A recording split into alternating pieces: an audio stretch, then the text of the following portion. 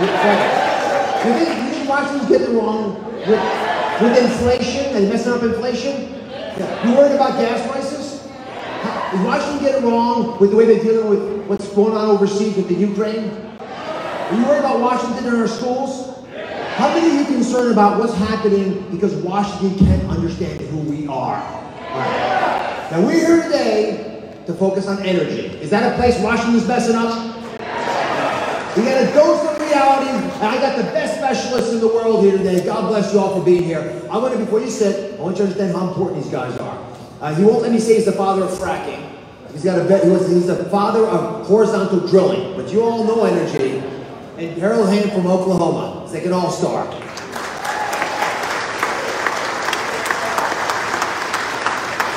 Toby Rice, you all know, is the most prolific natural gas producer in Pennsylvania. The person I've gotten very close to. His wife is, by the way, the brains of the operation. I've learned that pretty quickly. But Toby, what Toby's done is really important. Is he understands we have to talk about energy differently. And I really appreciate you being here. God bless. And Rick Perry is a dear friend, a wonderful human being, and someone who led Texas. If you lead Texas for 14 years, something special, but something like that. But then he became Secretary of Energy under the Trump administration, and again, a world expert could help all of us understand exactly how we get it all back in gear. You guys psyched up? One last thing. I got a blood pressure cuff. Have a seat, guys. This is not a threat. The blood pressure cuff is to see what's getting your blood pressure up. And we're going to start with energy on that regard. And let me just start off by saying, one of the reasons I'm going to get the governor first. So while I get his blood pressure, I'd love him to speak a little bit about how he thinks about energy. If we don't talk about it differently, most of the country believes in a lie called the Green New Deal. It's scientifically not going to happen. So I think that's the issue. Why are we believing a false narrative? Sort of like what happened with COVID, right? They told the story, told us to have a mandate, and then it didn't work to help us. It's not that we didn't have a problem, it's that it didn't help our problem get better. So Governor, how do you think about energy, especially as you are leading our nation's effort? Well, I think it's time that we get a little bit of energy in this crowd. What do you think, folks? Let's give it up for Rich. Yeah. What an incredible country we live in. Check that blood pressure while I'm building up a little energy here, Doc, and making sure I've got some. Oh, yeah. Our HIPAA rules are in effect here, right? You're not going to get my blood pressure out too much. So the point is, this country is the most blessed country in the world for a lot of reasons. The least of which is not that God gave us these amazing resources underneath our feet. You think about right here in Pennsylvania, that Marcellus Shale, the Utica Formation, all of those together.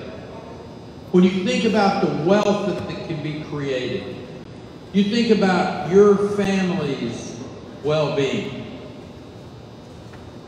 What could be with the proper tax structure, the proper regulatory environment, having a legal system that doesn't allow for oversuing, and having a skilled workforce. See, those are the four things you need. Governing's not difficult. Don't overtax, don't overregulate, don't overlitigate, and have a skilled workforce. You can have that in Pennsylvania, but government's got to get out of the way. That's the reason I'm for Dr. Oz. I know this man. I know what we have the potential to do in this country, particularly in the energy sector. Having Dr. Oz as your United States Senator will send a seasoned individual into. I want to see him in the well of the United States Senate debating things that are important for this country. How to make America energy independence again. That's what this man has the potential to do. Our gift from our Creator of these natural resources, the jobs that get created. You know, it sickened me as an American to see the first thing that Joe Biden did was to shut down a pipeline and literally kill thousands of jobs, of good-paying jobs. Dr. Oz understands that that's anti-American worker. Dr. Oz is for the American worker. He's the prescription that this country needs. Dr. Oz understands that if you'll free the people of Pennsylvania, free the people of this country, frankly, from that mentality that Washington knows best, that Washington has all the answers, that the American people will take the ball and run with it.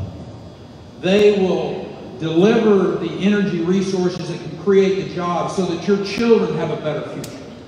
Those tax policies that will be put into place, those tax revenues that come in from the production of that oil and gas. All of those things together can make, I don't say this many places, and there's not a lot of places that compete with Texas. All right? But, few Texans in the back there. But the point is this, Harold.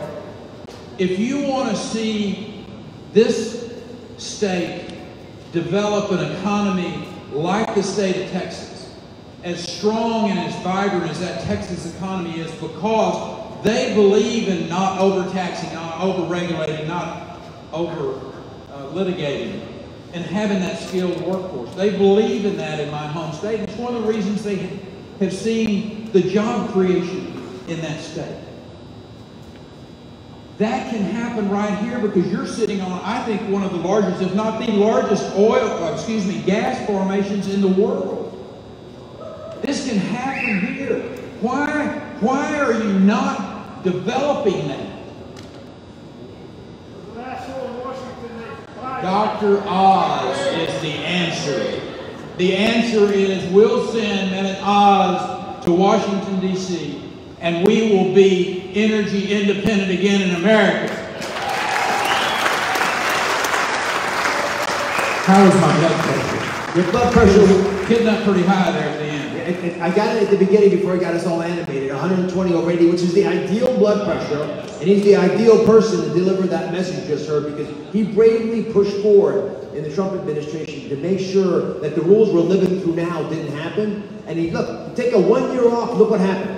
1 year we go from energy independent, almost energy dominant, to where we are today, which I think speaks to the power of elections, the consequences, because they do, of elections. God bless you. We're going to come back.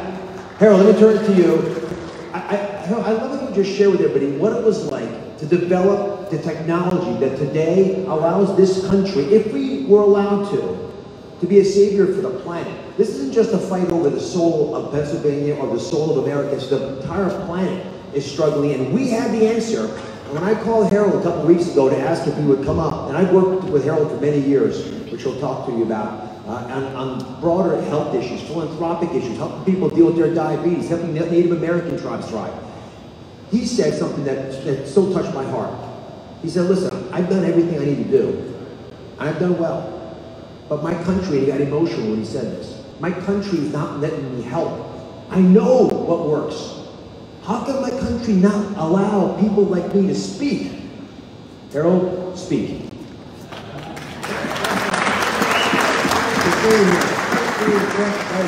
Let me tell you what it was like. You know, everybody thought we was on a terminal decline here in America. We could never turn around production. Oil was going down, natural gas, we could never turn that around. Wasn't anything we could do about it. But we did. From the innovation of people like myself and others, we went to work on it. It wasn't big companies, it wasn't government, it was the entrepreneurs of America, the independent producers that went to work and created horizontal drilling, multi-phase completion, breaking those zones, making it happen, and it went from less than 5 million barrels a day to almost 14 million barrels a day. It wasn't overnight, but we got her done. We get her done. That's what we do in the industry. So that's what it felt like. And we told everybody we could be energy independent. Nobody believed that, but we did. And it gave us the national security that we needed. We wasn't looking to the Middle East. We wasn't looking to anybody else. We do it right here in America. And we got it done both oil and gas. And we created something else. We was able to produce, the shales that nobody thought we could. Got that done too, broke the code.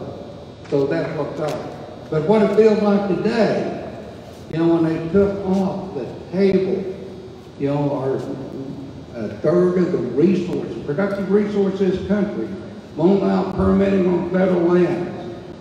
Won't allow any new leasing on federal land. They took it away from us. We can't allow that to continue. We're going to have to send people up there that can turn it around and make it happen again. And I know this guy can do it. I've known him for over 20 years. He can get her done. Thank you, Harold. He can get her done. You meet a lot of people on the campaign trail, and that's what always amazes me, because some of them are incredible patriots who are stepping forward and making a big difference. When I met Toby, everyone had told me about him, but we actually met at a tiny diner. He just left the site, and we sat down, and he shared with me a vision. Now, there's a fine line between a vision and a hallucination, right? Other people have to see your vision. This man has a vision of how to get America to understand what you all see, right? They got to get your values, and they have to have your insights. As Harold says, you got to have a little bit of the IQ that comes with understanding it. Please share with us. Toby Rice. So, there's been a lot of debate around energy, and specifically this has culminated to a lot of opposition against what we do. We've done an amazing thing here in America, making affordable energy abundant to all Americans and becoming energy independent, but that's been challenged.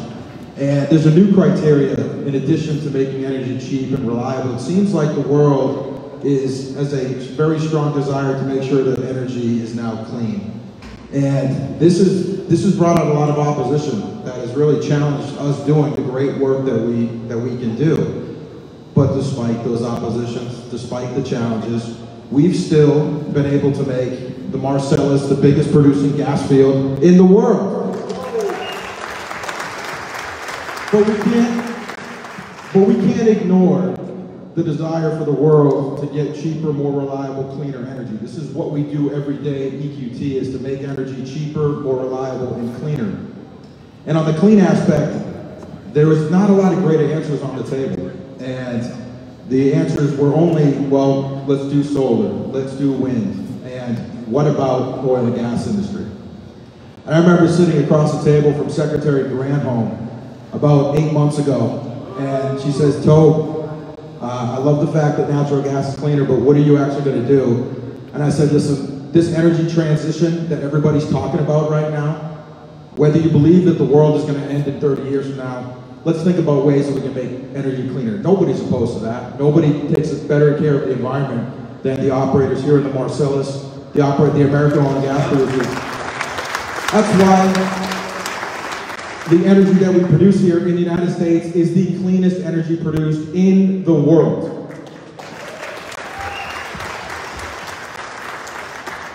So what are we going to do for the energy transition? I said, I don't know how we're going to do it, but I'll bet you one thing.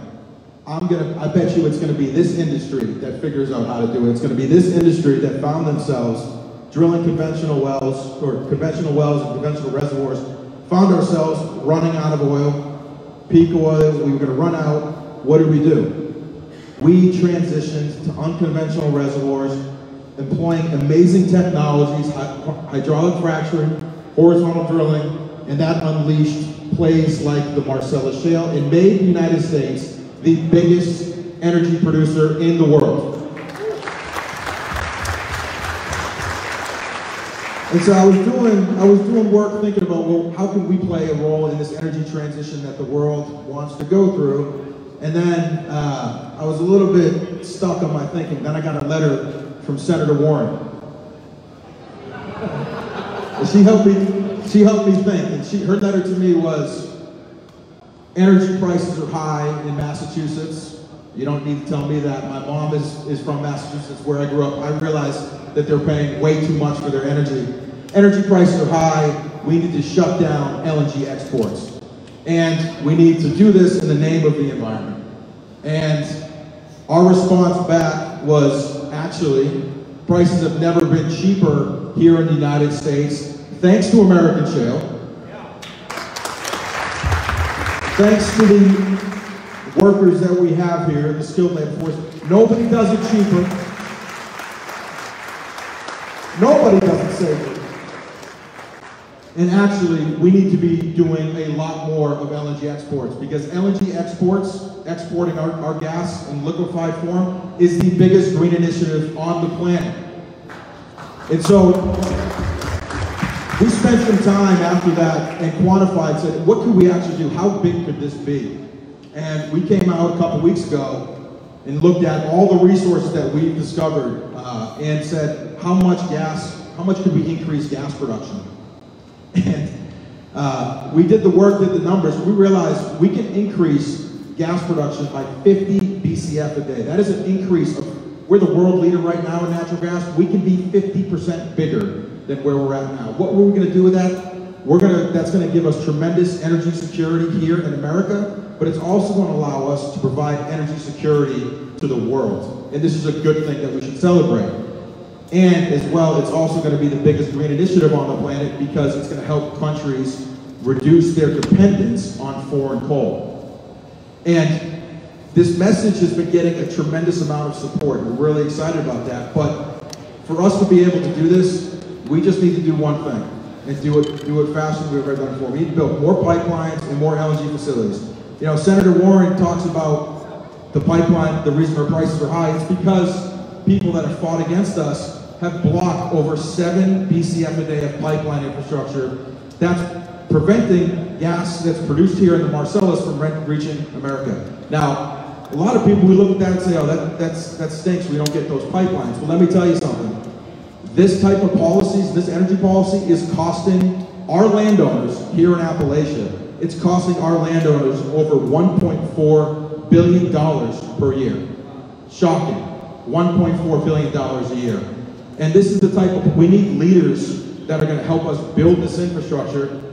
And we're not doing anything we haven't already done before. The United States is the world leader in LNG exports. We're going to be doing more of the same. Our challenge is just to do it faster than we ever done it before. And when we do this, it will be the biggest green initiative on the planet. Not only will we lower costs here, we're going to pump up the royalties here in Appalachia, put more money back into our communities, create more jobs for our workers out here. It's going to create over 300,000 jobs. It's not only the biggest green initiative on the planet, it's also the biggest job engine. And when you think about where this gas is coming from, the resource we have here in the Marcellus, it needs to come from Appalachia. We need another 35 BCF a day coming out of Appalachia. To make this relevant to you guys, the Marcellus is an amazing thing, right? This plan, we can have a double of what the Marcellus is today. That is the potential. It's twice as big as anything that we've ever dreamed of. But we need leadership that understands the potential, understands that we produce energy cheaper, more reliable, and cleaner than anywhere else in the world, and we make this tremendous vision a reality.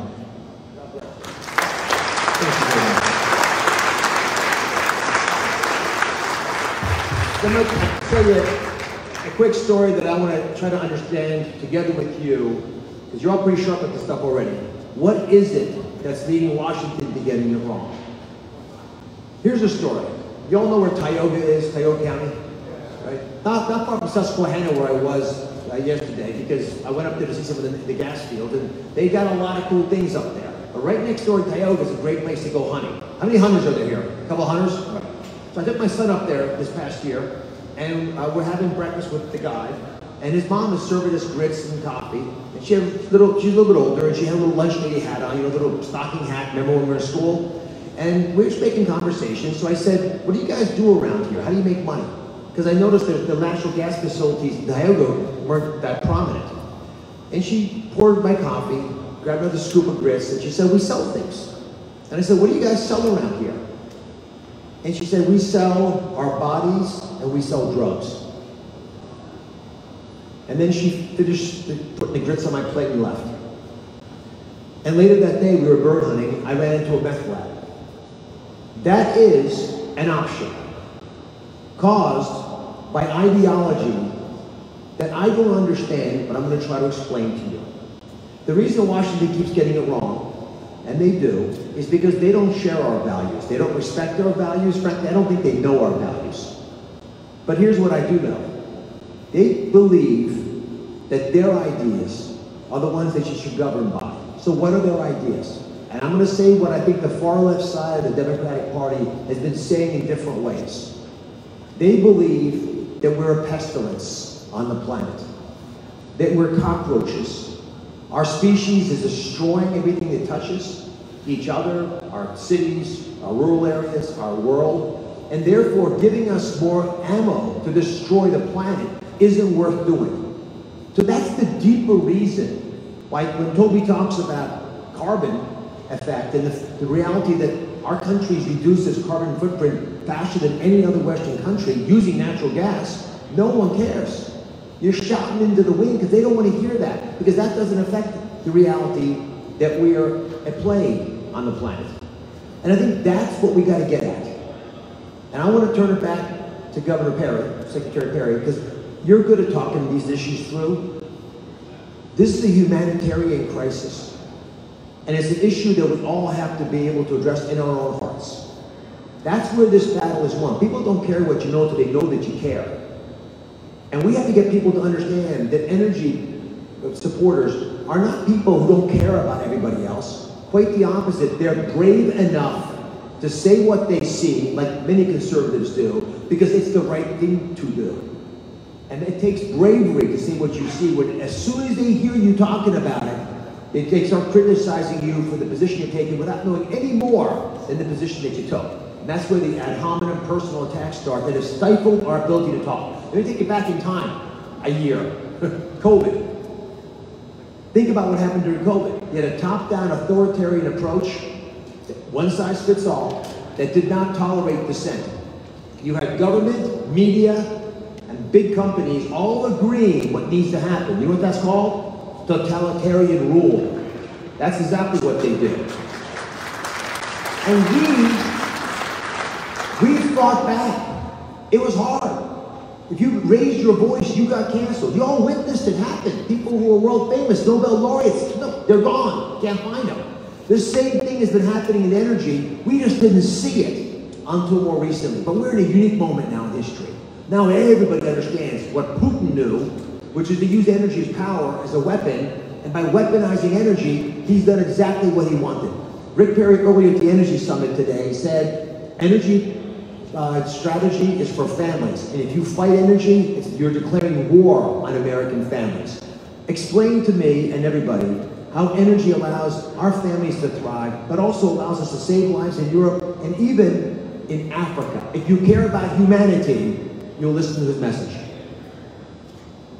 So Dr. Oz, and by the way, Toby, you did a really good job of explaining to the crowd here why the energy policy that we've got in this country today, coming from the current administration, is having a very negative effect on the families, these workers that are right here behind us, their families. Their cost of gasoline. I was at a gas station yesterday, and a young man, a working guy, filling up his pickup truck, and he was just shaking his head as that thing kept rolling the dollars up. And it's not just gasoline prices, because the cost of energy being where it is today affects everything that our food, every activity that we're involved with, it costs us. And the people who get hurt the worst are the folks who, frankly, can afford it less. I mean, maybe maybe Hunter and Joe Biden, it's not affecting them, is my bet. Probably not. But it is the vast majority of the working men and women. There's a reason I was so offended when the first thing he did was kill the XL pipeline and those really good union jobs that were built in that pipeline. And as we go forward today, as we see what's happening all across our country and the cost of the Biden energy policy is staggering. So I want someone to stand up and make the cogent argument for all Americans, but particularly those who are the lesser of our economic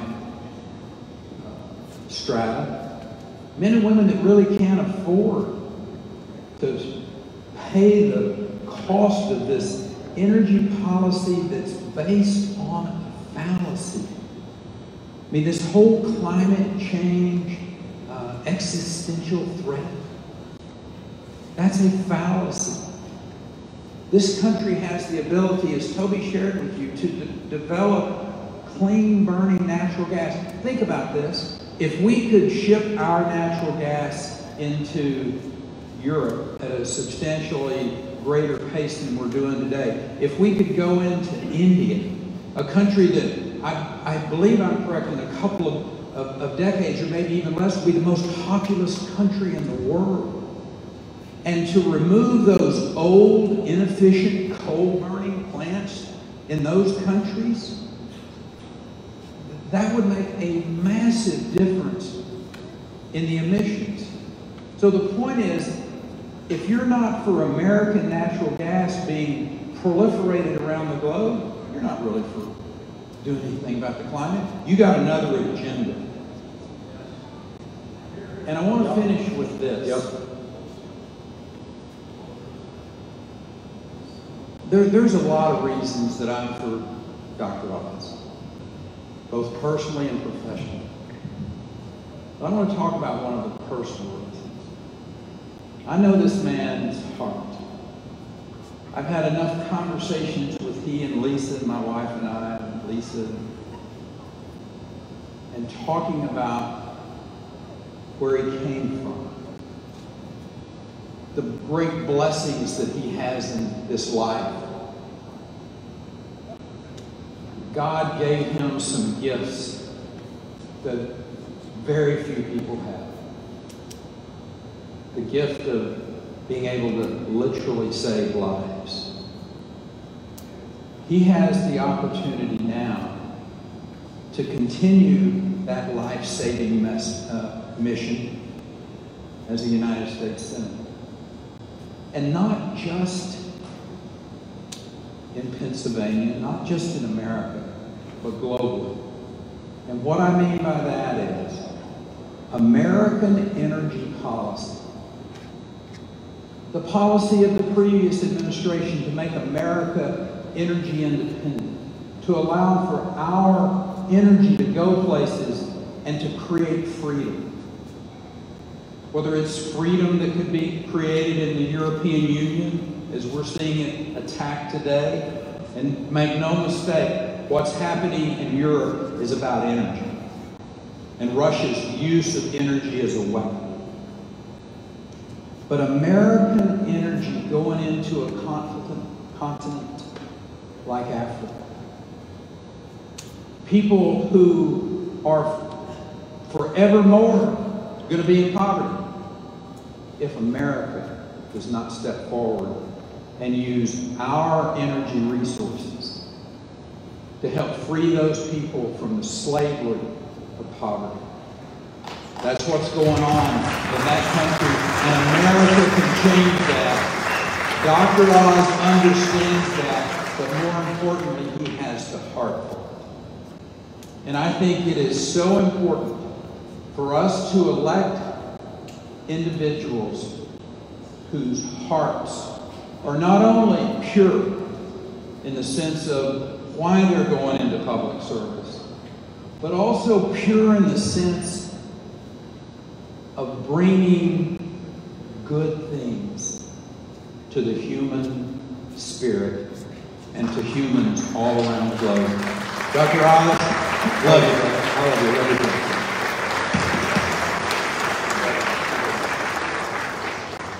I have two more comments, then we're going to open it up for questions. Harold, what would you do right now? So we walked out of here with 3 action steps that we should all appreciate from the person who helped start all this, would actually turn us back in the direction of where we were under President Trump and address some of the shortcomings of the current administration. Well, very good question. The number one thing is walk back these failed policies that they put in January 27th with an executive order that took permitting on federal land and also federal leasing. I mean, that's a third of our productive capacity in America. So walk that back immediately. With the situation we have in the world, it's unconscionable he won't do that. The second thing is provide certainty to this industry. You've got to have certainty to make the investments, the huge investments that it takes for pipelines, infrastructure, and well development like we need. So those 3 things will make it happen. It's that simple. You know, I got distracted because I noticed Governor Perry's guns. Look at these things. Do they come with elected office? Pull-ups. They come with pull-ups. So later tonight I'm going to go on Sean Hannity's show. We just did Greg Kelly's show on Newsmax together. You all like Sean? Isn't he great?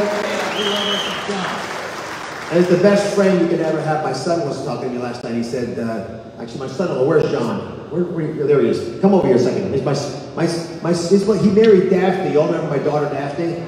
She hosted my show. No, that's her husband, my son-in-law, John. John worked in the Trump administration, did a great job. He helped make sure that Russian and Chinese investments in Europe weren't able to happen because we would make better bids on them. And guess what Joe Biden did when he came to office? Fired him. You know who else he fired? Last week he tried to fire me. He's not very good at it. I was telling the president about this. The president knows a bit, thing or two about firing people. I think Biden meant to fire Fauci and messed up. But he tried to fire me and he said, you got 6 hours to quit or I'm firing you. So I said, no. And Herschel Walker as well, same situation. So we both said no, and he didn't know what to do. So they made a couple excuses about why he was going to fire us. And then finally today, I just got a note saying he finally decided he personally is firing me, which at least is the way to do things. So I'm off the panel, but it does free me to do some other things with my time, like continue to run for Senate. And what I'm continually reminded of in this whole process is the importance and the relevance of elections. They have consequences. But along the way, I was talking to Toby, and he blew my mind with an insight about the power of natural gas that I never envisioned. And it's a statement that I used on the Sean Hannity show, and that I've heard him express to others, but I want you to share with everybody. If we were able to take the natural gas under our feet here in Pennsylvania and ship it overseas to replace dirty coal burning operations, and make sure it's enough gas that we can do it for 30 years, what would be the impact? It would be absolutely tremendous. You guys have heard a lot of the green initiatives, the main green initiatives that have been put out: electrify vehicles, put solar panels on homes, and put more windmills up. This plan, if we could unleash US LNG and put an incremental 50 BCF a day of gas onto the water, this would have the environmental impact of electrifying every vehicle in the United States, putting solar panels on every home in America, in the environmental impact of adding 54,000 industrial scale windmills combined, all of them. That's the power of natural gas. That's the power of American shale. And that's the opportunity that we have in front of us today. It's the biggest green initiative on the planet, and it's natural gas. Who would have thought? We knew it. Yeah, they knew it, but you're the young leader here. So what will it take for you to pump the most natural gas you can to make the country energy dominant, save lives, as Governor Perry said, and live up to our potential, as Harold Hamlin alluded to? It's very feasible, Doc.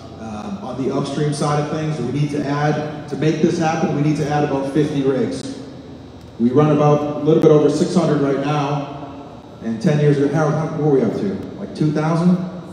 We used to run over 2,000 rigs, so 50 rigs, that's nothing, okay? We need to add about 6,500 miles of pipelines. Sounds like a lot. Guess what? There's over 2.2 million pipelines, miles of pipelines in the United States today. We build about 2,200 miles per year. That's not a problem. The real part is the LNG infrastructure. We need to invest about $250 billion in LNG infrastructure. We need to basically quadruple what we're doing today, which, by the way, we've gone from 0 LNG export facilities to over 14 BCF a day, so 25% of what we need in less than 6 years, and become in less than 6 years went from 0 to being the world's largest LNG exporter. We just need to keep doing that. So that's probably one of the most exciting things, is this is incredibly feasible. We just need the cooperation to be able, and leadership that will help facilitate these permits and pipelines and LNG facilities to happen. We'll take care of the rest. And Harold, who's going to pay for this? We are. It won't cost the American taxpayer a dime. You got Harold nervous there for a second. All right, questions. Put your hands up. If you got burning questions, you can ask health questions. You can ask health questions about the person next to you.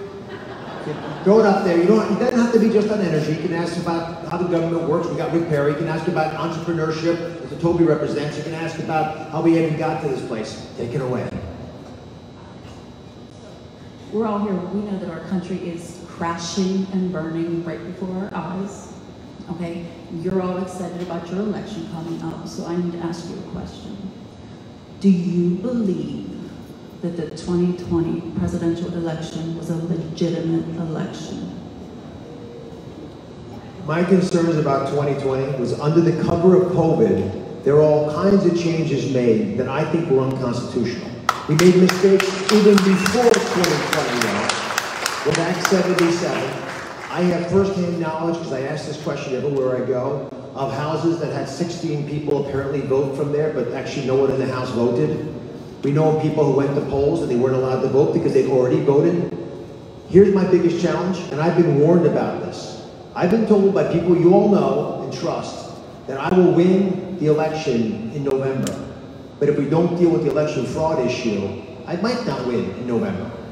So I got a couple answers, and a lot of them are things that we're doing to make sure we can watch the polls and we can get some type of consistency. But the biggest reality is I got to win by enough that it doesn't matter. And we're going to have to pass a voter ID law, which is going to take an amendment to the Constitution. The only way for that to happen is if we have a Republican governor. Because the Democratic governor is not going to let it go through. So it's not just me. I'm top of the ticket. By the way, we just got our ballot positions today. I'm second on the ballot, which is good because you can find my name. You won't go all the way to the bottom of number 7 to find me. But I'm ahead. I'm the top of the ticket. That right beneath me is the governor's race. We need to elect the Republican governor. That's what's going to happen. We got. Cody, go ahead. Oh, Nick. If you stand up, you can see it better. That's the only reason. See how pretty you are. I was just wondering, on the ticket where your name is, are you going to have the Republican next to your name? Well, in the primary, we're all Republicans. In the general election, they put Republican at the top. So when you win, yes. When you go into the yes. 2024, whenever the other part happens, will you have Republican next to your name? Because I feel that a lot of, when we voted, that did not say Democrat. You had to know your candidates. And a lot of times, and I think they did this because we used to vote like straight Republican, and you could do that. Yeah. You can't do that. No. They changed that. That was part of that doesn't always hurt Republicans, by the way, because it gives Republican voters who are very diligent the opportunity to choose their people.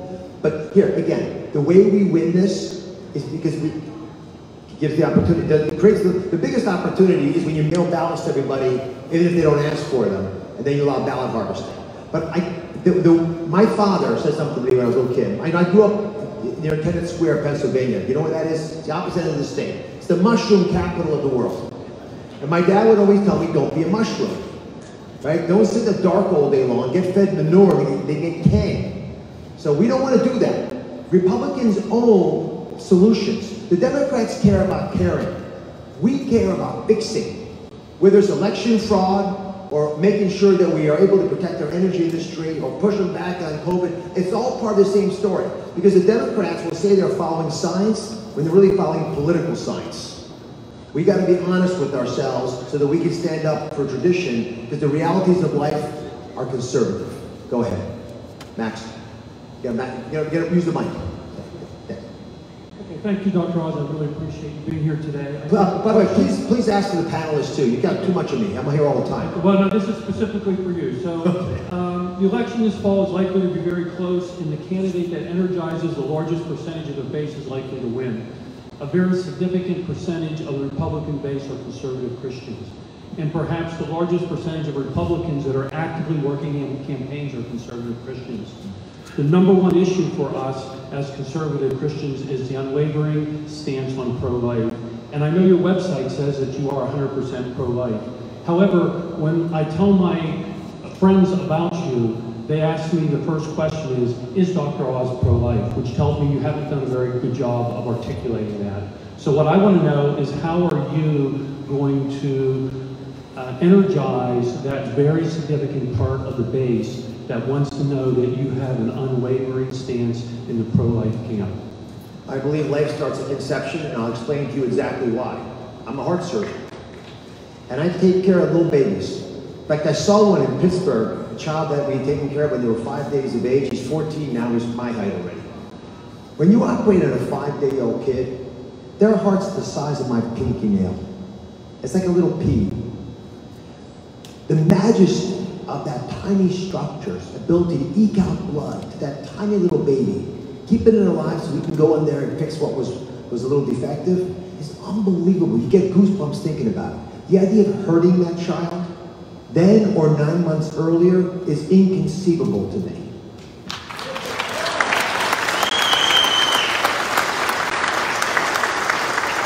But I'm going to add an extra layer. How many of you have mother-in-laws? Mother-in-laws? Yeah. You know who Mark Levin is, right? You all love Mark? Yeah. I met Mark's mother-in-law. She doesn't think he's conservative enough for her daughter. He's become a good friend, but my mother-in-law is an ordained minister. We have a chapel at home. We live next to the church. In fact, I just was able to, because of we're in the church by land right next to our church outside of Philadelphia in Montgomery County. She was an elected official in Montgomery County, Republican, and she wrote some of the original pro-life literature used in the 80s and 90s in our community. So I treasure the wisdom that she shared with me. This is something in our family is very important, and that's who I am. Thanks for asking. Where are my guys? Who had a question here? Oh, behind me. We got somebody. Go ahead, Max. Take it away. On our way here, we heard a lovely attack ad on you. And one thing I want to know, most importantly, is right flag laws and the Second Amendment. Where do you stand on that? Because that's important to us keeping our country as free as we can. Just along with the First Amendment. Well, actually, interestingly, the First Amendment is critical. It's the first one. But the Second Amendment is to protect the First Amendment. Right? So, you all know a guy named Ted Nugent?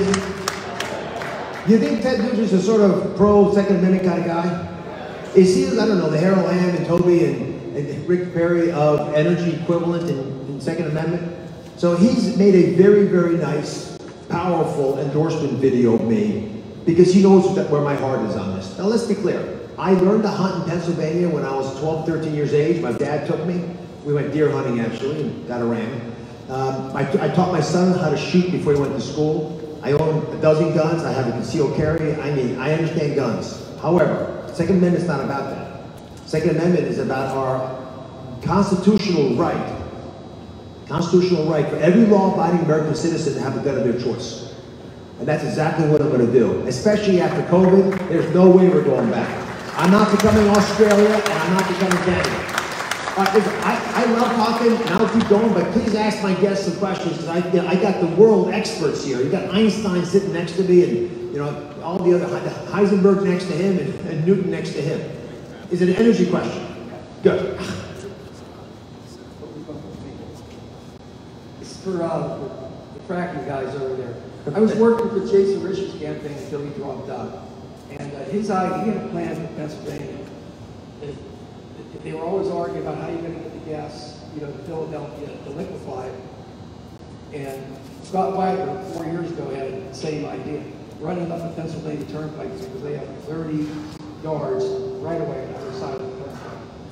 Run it to Philadelphia, liquefy it there, and that would bring back life to the shipyards there in Philadelphia. And like I say, I hope that his plan keeps on going through and somebody back there picks it up. So real quick, Scott Wagner ran for governor 4 years ago. Yeah, Jason Rich is a world-class wrestler who just dropped out because he had an orthopedic injury, actually. Why don't you take this, because you understand the issue, and this idea of revitalizing the shipyards in Philadelphia with LNG facility, I first heard from him, from Toby. Yeah, that's a big part of the plan. When you think about where's the most efficient, if we're going to increase our production, LNG exports 50 BCF a day, where's the most efficient place to put these LNG facilities? It's going to be where the production is coming from. And the majority of this plan is based in Pennsylvania. It's where the jobs are going to be created, it's where the production is going to come from. And we need to figure out ways to get the gas exported from Pennsylvania. One of the really unique things about Pennsylvania, as opposed to some of the other states in Appalachia, we have access to the water. But if we don't have political support that will help us navigate complex permitting challenges, this water might as well not even be there. So this is a part of the plan. There's actually an LNG facility. It's called Penn America. It's about a BCF a day. It's a good first step. That's been under design, and EQT is actually going to be supplying gas to that facility if and when that facility gets built. But one of the greatest things about this, and this is why I'm excited, not only to help unleash this plan, LNG in southeastern part of the state is incredibly important because we benefit immensely directly from the benefits of the Marcellus Shale, whether that's through jobs, royalties, and just the people that come into our communities. These are all amazing things that really the operating areas benefit from. Southeastern Pennsylvania, now they do get state impact tax, which is, we put over $2 billion into that, which they get a large chunk of. This would be an amazing opportunity for southeastern Pennsylvania to benefit from the Marcellus. They're going to benefit through downstream. They're going to be benefiting from the cracker type facility we built in Pennsylvania. Everybody made a huge deal about that. Multiply that by 5 or 10 and put that in southeastern Pennsylvania. I think some of the biggest critics for the Marcellus Shale are going to be some of the biggest supporters for the Marcellus Shale. So we need to definitely think about telling our leadership that opening LNG in Philly is going to be a really important thing, and it's going to benefit all of us. And by the way, if we can do that, it's going to help raise local prices here and help close that $1.4 billion discount that we're getting right now because of lack of pipeline to take away. So Governor Perry never had a job interview, I learned, until he sat down in front of President Trump. I guess it must have felt like it was The Apprentice. So tell the story, because it's relevant actually to what we need to start doing in Pennsylvania. It's relevant to what Toby's speaking to, which is to broaden our horizons. So this is the way my life turned out. I grew up on a cotton farm and went off to college to be a veterinarian, actually, and then organic chemistry changed my life forever. It wasn't for me. That's a hard course. Anyway, long story short is, went off to the Air Force, flew for the end of the Vietnam conflict, came home, went to the farm, and I just never worked for anybody other than my dad, and ended up going off to be in the legislature and the agriculture commissioner. I said I never had a job interview, except running for office is a job interview. Yes, it is. Every day. It's more like a medical exam, yeah, without the copay. Yeah. Or anesthesia. But so in November of 2016, after President Trump had won his election, I got the call that he wants to see you, and visit with you and talk to you about considering being his Secretary of Energy. And it was a fascinating moment. It was kind of one of those out-of-body experiences, sitting across the table from Donald J. Trump, and there's Steve Bannon, there's Reince Priebus, his soon-to-be Chief of Staff. And I was kind of like, so this is what being on The Apprentice is like. Kind of like I was right there. But we had a short conversation. This wasn't a long job interview. And to finish it up, he looked across the table and he said, Perry, I want you to go do for America what you did for Texas. And I totally understood what he was talking about. That he wanted me to go sell American energy television all around the globe, to go be an ambassador, if you will, of freedom, using American molecules of our fossil fuels. And that's the simplicity of how Donald Trump managed, for one thing. And he understood to his core. Let's say it as an aside, one of the smartest people I've been around in my life, definitely. An incredibly fast study. Here's a guy who had never spent any of his life in the world of politics or government. But he picked up on it in a very, very short order and was able to guide our country to a very good place, in my opinion, from the standpoint of regulations and taxation. And I think the American people responded to that in a very positive way. And we saw our economy, we saw our reputation around the world, and we saw American energy going around the world, making a real difference in people's lives. Now, I want to say one thing before I get out of here. Ma'am, I just want to share one thing with you. If I didn't think this guy wasn't stronger than garlic on the Second Amendment, I wouldn't be here. Just tell me, sister. Amen. That's powerful, stronger than garlic. I love it. All right, go ahead, Nick. Yeah, we have time for one more question.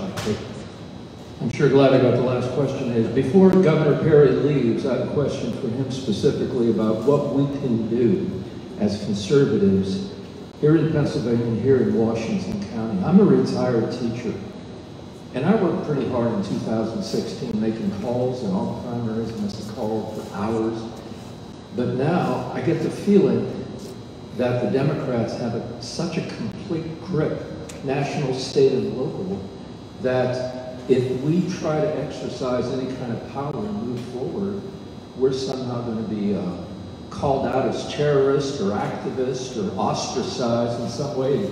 Governor Perry, I cannot even imagine what it's been like since President Trump has been out of office, how you must have taken so many arrows and barbs and called all sorts of crazy names. And quite honestly, that gets to me. I mean, I'm a conservative, and I just want to work and have us win in this election. Please, what can we do?